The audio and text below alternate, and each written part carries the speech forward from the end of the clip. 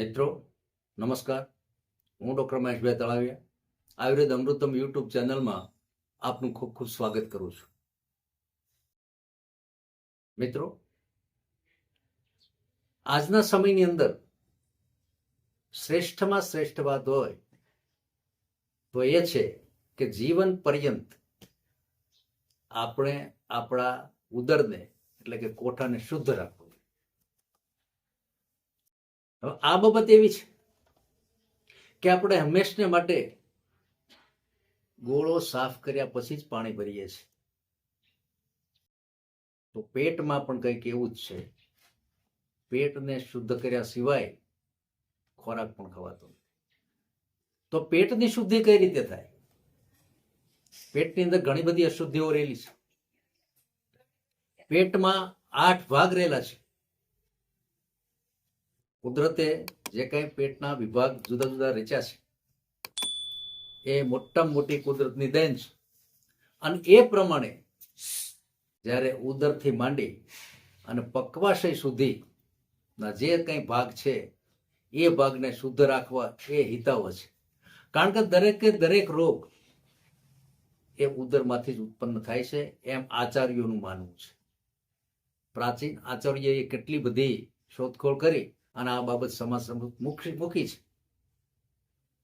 આયુર્વેદ તો ત્યાં સુધી કહે છે કે જ્યારે ઉદરની અંદર વાયુ ભરાઈ રહેતો હોય કે પિત્ત વધતું હોય કે કફ રહેતો હોય ત્યારે રોગ થાય.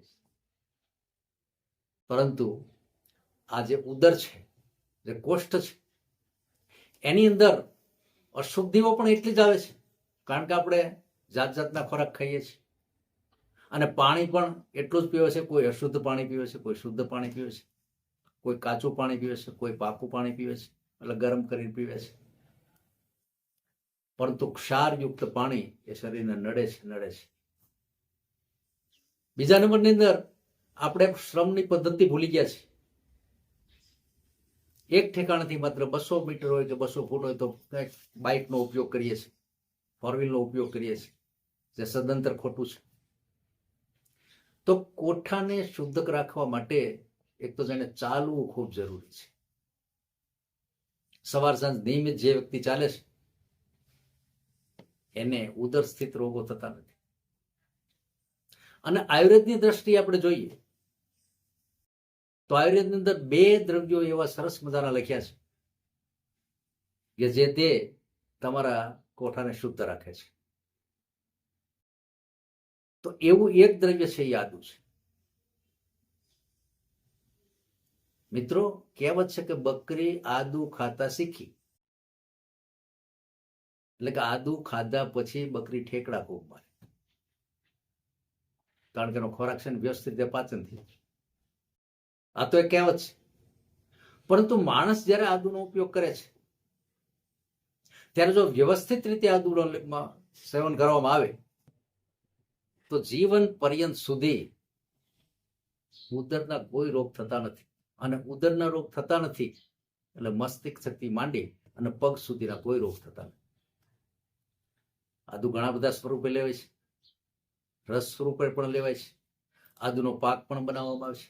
આદુની ચટણી પણ બનાવવામાં આવે છે. આદુની જેલી પણ બનાવવામાં આવે છે. અને આદુ વિવિધ રીતે ખૂબ વપરાય છે.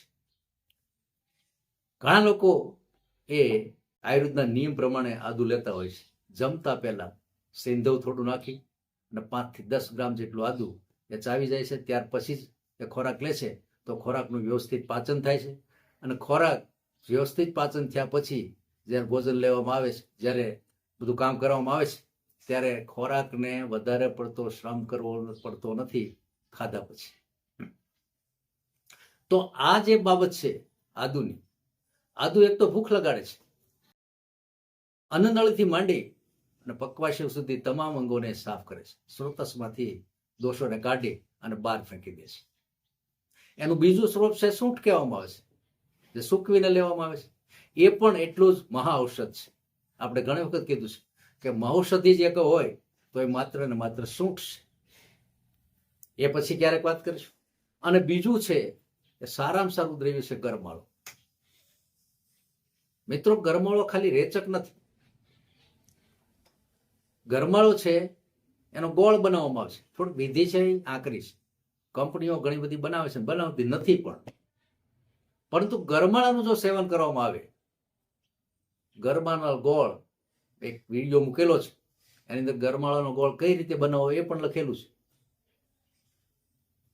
તો ઈચ્છુકને જો જરૂર પડે તો એ વિડીયો સાંભળી લો કે કઈ રીતે ગરમાળાનો ગોળ બનાવવો.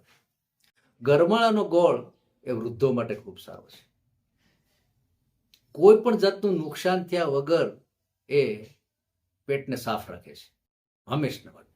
અને બાળકને તો ખાસ. બાળકને જ્યારે કબજિયાત થાય છે ત્યારે કોઈ પણ એલોપેથિક દવા આપ્યા પહેલા ગરમાળાનો ઉપયોગ કરવો ખાસ જરૂરી છે.